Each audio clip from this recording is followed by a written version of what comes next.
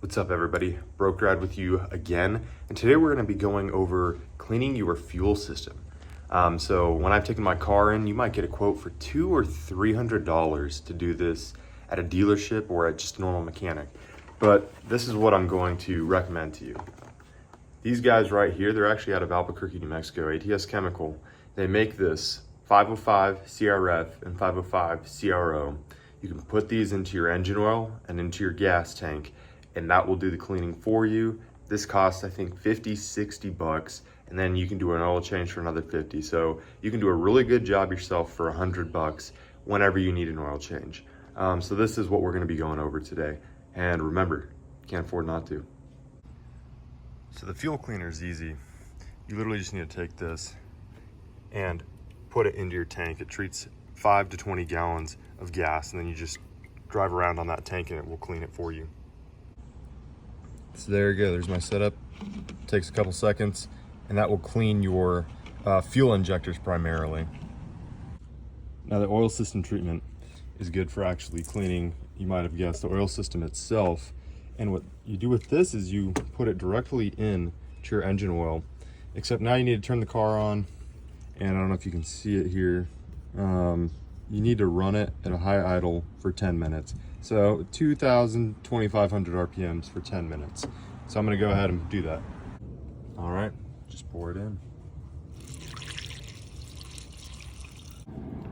Okay, gonna go ahead, put the cap back on, and we are going to run this again at a high idle for 10 minutes. All right, so just started the car, right? The initial RPMs are gonna be high, but then once it warms up the engine, it's gonna go down. So then we'll boost that back up to, again, 2,500 RPM for 10 minutes. And then you need to do an oil change, okay? So try to line this up with your oil change, and that will theoretically remove all of your carbon deposits. All right, it's been 10 minutes. We're gonna get this thing up on these blocks, do a quick oil change. So I've done videos on how to do an oil change in this 2015 Subaru before, but briefly, first thing I like to do, take off this to allow air to get in there, helps you drain it faster. Set that aside, and then we're gonna come in here, set up your oil pan. Your plug's right there, 16 millimeters, break that loose, drain it into your pan. So this oil, I didn't want to wait, is very hot. So all I did was just barely crack it so that you can see this small stream. If you want, you can wait 30 minutes, you know, and actually do it fast, but I was impatient.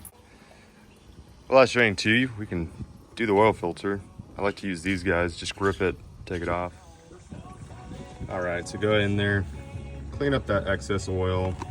And then here's what I'm using today, K&N HP 1008 for this 2015 Subaru Forester. And before we put this on again, let it fully drain and clean all this off. All right, so with your nut, make sure to put a new crush washer on there. Spray it off with some brake parts cleaner to get it clean, and we can put that back in. Put that bolt back. You can see, right, there's a bunch of oil that does get everywhere. Make sure to clean that up. Come in with some brake parts cleaner as well. Spray it all down, wipe it down, it'll be nice and clean. All right, once we're all situated, bring out a torque wrench. This is 32 foot-pounds of torque to get this bolt down here tightened to the manufacturer specifications, okay? 32 foot-pounds. We're gonna go ahead, put the filter, new filter on. You just need to do this hand tight, don't over tighten it. Now, so get it, I mean, really you do want to get it about as snug as you can, hand tight, but the heat will help this seal better. You don't need to get on here with a wrench and basically crank down on it. Now we're gonna fill it up with oil. For these Foresters, make sure to use the 0W20, and they take about perfectly 5 quarts. So just put one of these in that funnel and you're good to go. All right, tighten this down. Start her up, run her for 2 minutes, push her off the block, let her sit for 5, and check that oil, but you should be good to go. So there you go, folks. Hope that was helpful. Save you some money at the dealership, save you some money at your mechanic.